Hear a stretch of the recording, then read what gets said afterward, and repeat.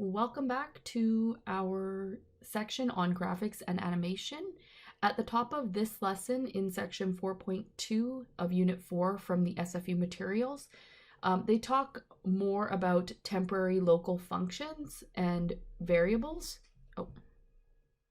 They talk more about local and temporary variables and the destruction of those variables once the function call is complete. So I'm going to go over that with you right now so you get a better idea.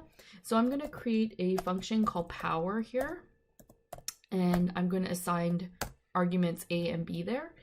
And if I was to say c is equal to a to the power of b, and within the function have print c.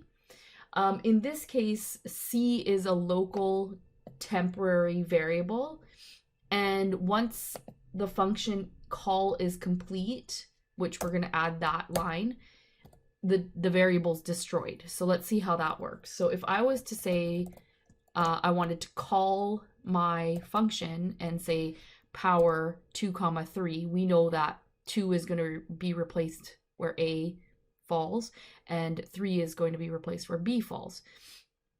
So at this point, if I was to run my code, everything should be correct. Oop, it isn't correct because I forgot my colon again. Everything should be correct, and I should get 8. And the point of showing you how a temporary variable works is now if I was to say print c, and I want to see, what value c has at this point, we know that when we called our function, we got a value of 8 in the console, but this is c is a local variable. So if I was to ask later on and print c, we can see what happens here. We can see that it's not defined anymore because basically the variable is destroyed once that function call is complete. So I just wanted to show you this short example on how local temporary variables work within a function. All right, so for the majority of this section, we are talking about graphics and animation. And for today's lesson, we are focusing on the idea of recursion. So I'm going to insert a beautiful picture here of Monsters University and Monsters Inc. movies. And I just wanted to show you this image because the trees that are shown in the image are something that can be drawn by computer that are tedious if we were to do it ourselves, and it's repetitive, but computers are really great at automating that kind of thing. So we're going to draw some very basic trees today. We're going to start out with a much simpler example, and then we're going to get into more fancy trees. I'm also going to include some links here on recursion and functions that call themselves. And the examples that are usually given are recursive trees, or they have sometimes picture within picture within picture, where a picture is defined by the picture itself. And there's some other examples. If you go on Wikipedia, they can give you lots of examples of what recursion looks like. So at this point, I wanted to just give a definition of what is recursion. As it says in the slide here, recursion is an elegant way to code a complex algorithm without needing loops. And for our purposes, we will be using user-defined functions. And you'll notice that there is a reading here for the 3 laws of recursion. And I found them to be quite complicated, but just, generally speaking, general terms. A base case is basically something that the program would unwind back to. And in the case of our tree, the base case is going to be the leaves on the tree. And then branches off of that are different levels on our tree. So basically, I have another definition here. The base case of recursion is the part of a recursive function that checks if the input is small or simple enough that a simple answer could be returned directly instead of dividing the input up into one or more subproblems that are each solved by doing recursive calls on them, after which those results are then used to solve a larger original problem. So that one's from Quora, Quora.com, if you wanted to look up base case. And also, the function would need to have this base case. You'd be using functions to make it work. And the second point here is where the function is defined by the function itself. So I'm going to do a bit of work with you guys here and show you what it might look like for a recursive tree. And we're going to build up a short program with that.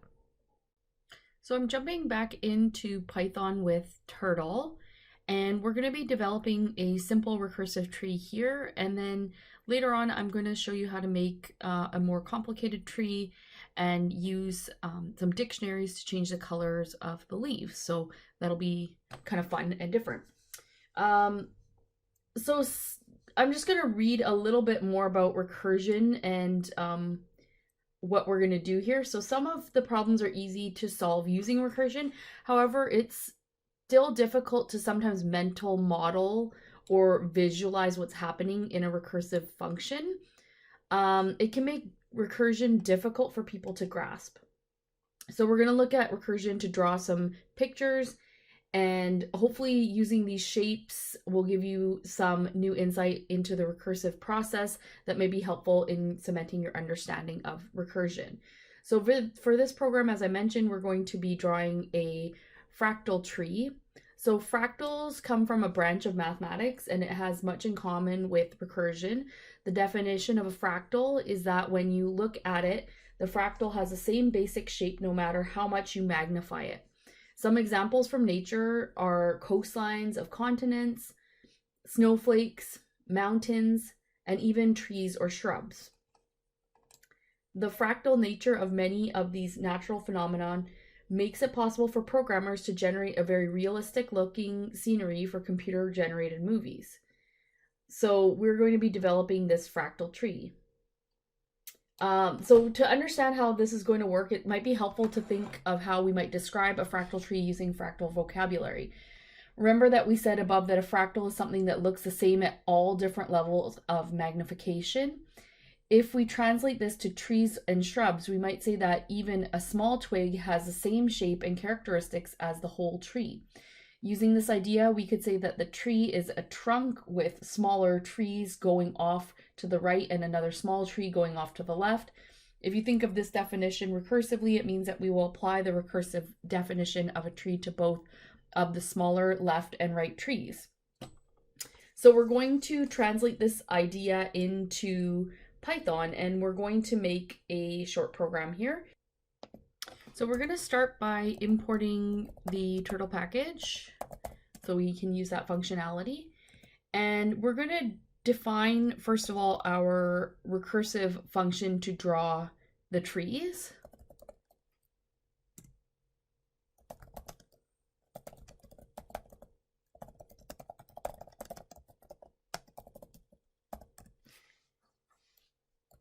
So in order to do that, we are going to use our keyword def, and we're going to call it draw tree. And our argument is going to be level, and I remembered my colon this time. And we're going to draw first, write in the code for our base case, so drawing the leaf. I had mentioned that earlier in the video when we were talking about base case.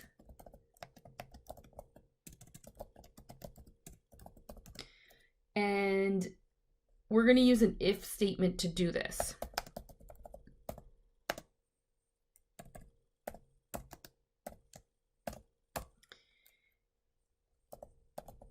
So when we have the level set to 0, or if the level is equal to 0, we're going to just stamp at that point. But if not, we're going to do something else. So I'm going to add an else here. We're going to draw a branch. In order to do that, we're going to use turtle.forward. And we're going to go forward 30 pixels. And then we're going to turn left and make a mini tree. So in order to do that, we're going to use left. And actually the short form of left is LT. I'm going to turn left 40 degrees. And I am going to say draw tree level negative or -1. You'll see here that we have the function draw tree inside the original function. So this is where the recursive part begins. And then we're going to also make a mini tree by turning right. So we're going to say turn right and make a mini tree. So we're going to use turtle.right, and you can spell out right all the way, or you could just use RT. And we're going to use 80. So we'll look at what that does when we run the program. And I'm also going to say draw underscore tree, and we'll go level -1. And then we're going to go back. So we're going to go back down that level, or that branch, if you want to call it that. Let LT, and we're going to go back 40 and say turtle back 30 pixels. So going back down that branch. So I just want to stop here for a second and talk to you about this parameter within this bracket. So we're saying turn left 40, we mean 40 degrees. And then when we're turning right, we turn right 80 degrees. And so what's happening is the turtle will move, in the first case, left 40 degrees. And then when it's doing this part of the the tree, it will turn past 0 and then go another 40 degrees. So then that's why we've set it to 80. And then when we say go back, we say turn left again and go back down that branch 30 pixels. So just be aware, like LT and RT, or left and right, are degrees, and then back and forward are number of pixels. What I notice a lot of programmers do is they put in a comment here, and they might write something like main program. I think it's just to distinguish like where your function is, and then, you know, the rest of your program. So we're going to set up our turtle. And we're going to set the speed. This is a new one for us. So I know that we've looked at forward, we looked at, you know, turning last time. Now we're being more specific with the number of degrees and using the shorthand FD, LT, RT, BK. But we're going to add a speed for our turtle. And I'm going to set the speed to 1 first. And we're going to input left 90 degrees. So when we run it, we'll see what that does to our program. And finally, we are going to call our function. So we're going to draw tree, and this parameter or argument 5 relates back to the original function, and we're talking about levels. So a reminder that we did put in, for the recursive piece, level -1, level -1. So at this stage, it's going to say 5 - 1 or 4 - 1, 3 minus 1, 2 minus 1, 1 minus 1, etc. So it's going to be doing a recursive calculation as it goes through and does this over and over and over again until it becomes 0. Okay, so I'm going to run it as it is right now, and I just want us to pay attention to what's happening with this turtle.lt 90 degrees. So I'm going to run. Oh, line 36. I meant to write draw underscore tree.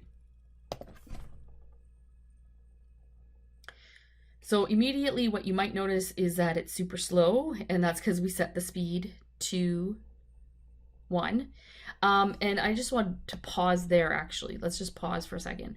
So normally when we have turtle, it starts and it moves towards the right in a positive direction. But we set our turtle to turn left immediately 90 degrees and then start the function. So that's what this part of the code is doing. So I'm going to run it again. And actually, let's try, I believe that you can put numbers from 1 to 10, and anything beyond that, it doesn't really go as fast as you think it's going to go. So maybe I'll set it to like 3 so we get a better visualization.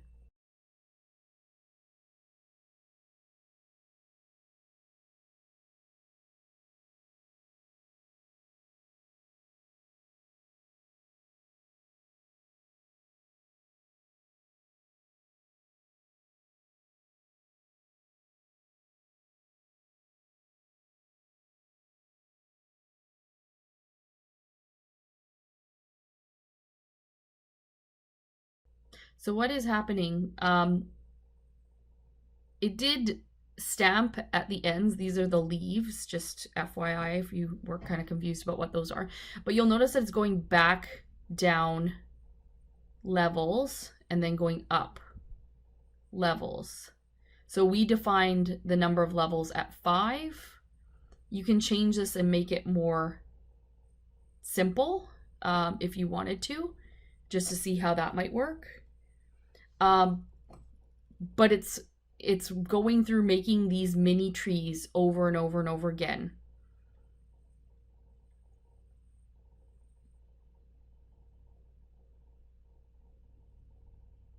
Very slowly. Okay, so that should be the end, and it goes back out. So a couple of things. We could change the number of levels. I may want to just set it to 3. I may also want to make this faster and just see what happens if I just say 3.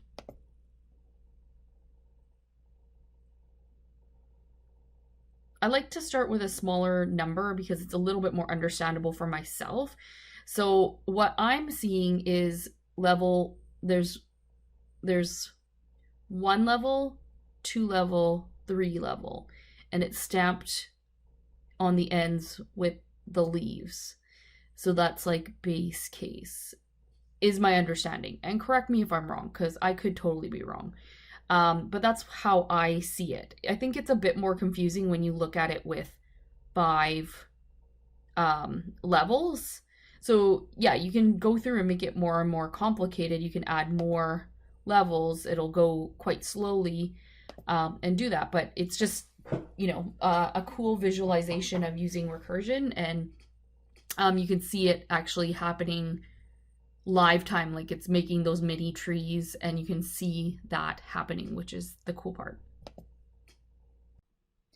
So YouTube has time limits for videos, and I'm going to end this one here because it's about 18 minutes, and I'm going to get on to the next video, and I'm going to draw a more complicated recursive tree and use, as I said, dictionaries to change the color of these leaves. So we'll see you at the next video.